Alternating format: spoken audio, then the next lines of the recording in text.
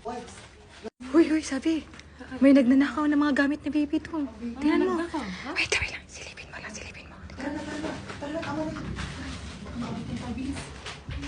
Ay, hoy, anong ninanakaw niyo yung gamit ng baby? Wala. Hoy! Ano yung gamit ni baby Wala Khalid? Hoy! Yan. Sabi niyo, ninanakaw niyo yung gamit ni baby Khalid, so... Hindi. Inaayos lang namin siya. Kasi, di ba, aalis tayo. So, ilalagay lang namin dito yung gamit ni Kalik.